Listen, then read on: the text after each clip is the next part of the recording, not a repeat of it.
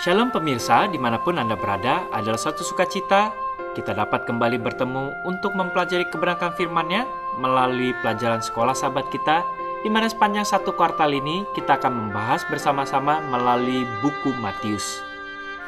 Matius salah satu dari Injil yang ingin menceritakan bagaimana ketika Tuhan hadir dekat bersama-sama dengan manusia melalui dirinya, yaitu Yesus Kristus, sehingga kita dapat mengerti akan karakter Tuhan itu yang begitu dekat dengan kita untuk kita mengerti mengenai setiap rencana penebusan, mengenai kasih-Nya, mengenai suatu jalan keluar yang penuh pengharapan dengan kepada setiap umat manusia yang sudah jatuh ke dalam dosa ini dengan keadaan yang terbatas, tapi kita dapat mengerti karena Yesus itu merupakan wujud Tuhan, sehingga kita dapat merasakan langsung bagaimana karakter Tuhan tersebut.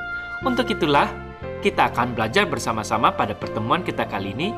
Dan sebelum memulainya, seperti biasa, undang setiap anggota keluarga kita ataupun teman-teman yang berada dekat, yang rindu juga untuk belajar. Tidak salahnya kita ajak mereka datang ke rumah untuk belajar bersama-sama. Dan jangan lupa siapkan Alkitab berada dekat kita, sehingga kita dapat membaca secara pribadi ayat-ayat yang kita akan bahas pada pertemuan kali ini. Judul pelajaran kita hari ini adalah Panggilan kepada Nelayan. Tentu nelayan adalah profesi-profesi yang tidak terlalu menarik ataupun dianggap terlalu penting pada saat itu. Tetapi Tuhan selalu dekat dengan setiap golongan profesi apapun. Pada hari ini kita akan belajar panggilan Yesus kepada nelayan. Bertobatlah sebab kerajaan surga sudah dekat. Dimulai dalam buku Matius 4 ayat 17. Ini yang ingin diangkat oleh Matius, bahwa seruannya adalah bertobat. Sama sebenarnya seperti yang dituliskan oleh Yohanes. Yesus memulai pelayanannya dengan seruan untuk bertobat. Ia tahu, begitu juga dengan Yohanes, keadaan manusia yang telah jatuh dalam dosa ini dan kebutuhan semua manusia untuk bertobat dan datang kepada pengenalan akan Tuhan, sehingga kita dapat mengerti akan karakter Tuhan itu dan kita dipanggil untuk mengalami suatu pertobatan. Dengan demikian tidak heran pekabaran yang Yesus utamakan pertama kali, setidaknya seperti yang dicatat di sini dalam kitab Matius 4 ayat 17 itu adalah dengan seruan panggilan yang pertama. Bertobatlah dan berilah dirimu untuk berbalik dari kehidupan-kehidupan yang lama, sehingga kau dapat mengenal akan Aku, sebuah jalan kehidupan yang baru. Kita dapat membaca dalam buku Matius 4 ayat 17 sampai 22. Matius 4 ayat 17 sampai 22. Di situ dikatakan, ayat 17, sejak waktu itu Yesus memberitakan, bertobatlah sebab kerajaan surga sudah dekat. Yesus mengabarkan untuk kita bertobat. Begitu juga dengan kita yang hidup, karena Dia selalu ingin tinggal dekat dengan kita. Ayat 18, dan ketika Yesus sedang berjalan menyusur danau Galilea, Ia melihat dua orang bersaudara, yaitu Simon yang disebut Petrus dan Andreas, saudaranya. Mereka sedang menebarkan jala di danau sebab mereka penjala ikan. Yesus berkata kepada mereka, mari ikutlah Aku, dan kamu akan kujadikan penjala manusia. Lalu mereka pun segera meninggalkan jalannya dan mengikuti Dia. Dan setelah Yesus pergi dari sana, dilihatnya pula dua orang bersaudara, yaitu Yakobus anak Zebedius dan Yohanes saudaranya, bersama ayah mereka, Zebedius, sedang membereskan jala di dalam perahu. Yesus juga memanggil mereka, dan mereka segera meninggalkan perahu itu serta ayahnya, lalu mengikuti Dia. Melalui ayat yang baru saja kita baca, ada 4 orang.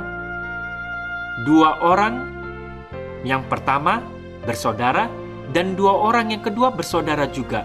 Dua-duanya dari kelompok bersaudara ini adalah nelayan. Jadi total dari mereka adalah 4 orang yang dipanggil untuk mengikuti Yesus. Kita dapat melihat untuk lanjutannya. Di situ dikatakan, di sini, di tanah Galilea yang tidak diperhitungkan, terdapat suatu kerjasama, suatu usaha kecil, yaitu penangkapan ikan, yang dijalankan oleh 4 orang pemuda.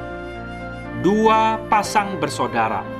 Orang-orang ini tampaknya memiliki hati untuk Tuhan, karena untuk sementara waktu beberapa di antara mereka sebenarnya telah mengikuti Yohanes. Mereka murid-murid dari Yohanes Pembaptis. Tetapi di luar dugaan mereka, Yohanes Pembaptis sebagai guru mereka malah menunjuk kepada Yesus, kepada seorang pemuda lain, yaitu dirinya adalah Yesus, agar mereka mengikuti Yesus itu sendiri. Para pemuda ini akhirnya mendekati Yesus, orang dari Nazaret, dan bermohon untuk bisa tinggal dengannya. Kita dapat membacanya dalam buku Yohanes 1. Nanti pemirsa dapat membacanya di rumah. Demikianlah budayanya. Orang-orang akan mendekati sang rabi atau guru dan memohon untuk dapat mengikutinya. Tetapi rabilah yang mengambil keputusan siapa saja yang akan menjadi murid-muridnya. Dan ketika sang rabi mengajak Anda menjadi muridnya, itulah sebenarnya saat yang menggembirakan ketika seorang murid diterima untuk menjadi murid dari rabi tersebut. Banyak orang telah bertumbuh dengan berpendapat bahwa ketika Yesus memanggil murid-murid di pantai, itu adalah pertemuan yang pertama kali. Tapi sebenarnya, kalau kita dapat membaca dalam buku Matius 3 sampai Matius yang keempat, sebenarnya itu bukanlah pertemuan yang pertama kali. Karena Yesus sudah dibaptis oleh Yohanes dan dia juga telah mengajar berkali-kali untuk seruan bertobat. Jadi bagi murid-murid itu bukanlah pertemuan yang pertama kali. Tapi mereka akhirnya mengambil suatu keputusan untuk bergabung bersama-sama dengan Yesus.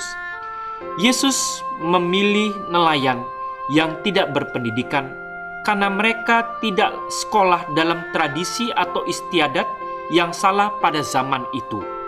Mereka adalah orang-orang yang sanggup karena pembawaannya, karena mereka rendah hati dan mudah diajar. Orang-orang yang dapat dididik bagi Kristus, bagi pekerjaannya. Dalam langkah hidup yang biasanya banyak orang yang dengan sabar melakukan pekerjaan hidup sehari-hari, tidak menyadari bahwa ia memiliki kuasa yang jika digunakan akan mengangkat dia pada satu taraf yang sama dengan orang yang dihormati oleh dunia. Jamahan tangan yang diperlukan untuk membangkitkan kesanggupan yang masih terpendam itulah yang dimiliki oleh Yesus.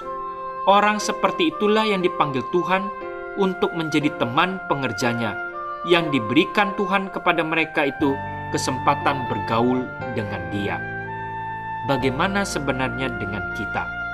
Apakah kita juga mau diajar karena kita rendah hati untuk dibentuk? Tuhan sebenarnya sanggup untuk membentuk setiap anak-anaknya agar menjadi anak-anaknya yang setia, sebagaimana dengan nelayan-nelayan ini. Tetapi menjadi pertanyaan di dalam kehidupan kita adalah, apakah kita mau untuk dibentuk dengan belajar kerendahan hati, berjalan dengan setia, mendengarkan kebenaran Tuhan, walaupun sebagaimana murid-murid itu kadang kita salah mengerti. Tetapi jikalau kita terus-menerus dengan kerendahan hati ingin dekat dengan Kristus, Dia dengan sabar akan mengajarkan akan karakter Tuhan itu, dan Dia akan membentuk dan merubah kehidupan kita dengan seruan yang pertama, bertobatlah, karena kerajaan Tuhan sudah dekat. Bagaimana dengan kita? Apakah panggilan pada hari ini mau menjadi suatu juga perubahan di dalam diri kita? Jikalau ada hal-hal yang masih kita lakukan dengan dosa-dosa kesalahan, dosa-dosa kesayangan kita, biarkanlah kita dengan kerendahan hati meninggalkannya, dengan meminta pertolongan Tuhan dan mendengarkan seruannya untuk bertobat. dengan kuasa Tuhan, kita dapat meninggalkannya dan berjalan dalam kehidupan yang baru. Kiranya melalui pekabaran kita hari ini menjadikan berkat kepada kita semuanya. Sebagaimana nelayan-nelayan sederhana itu, Tuhan mau panggil dan bentuk untuk menjadi alat-alatnya. Kiranya Tuhan memberkati.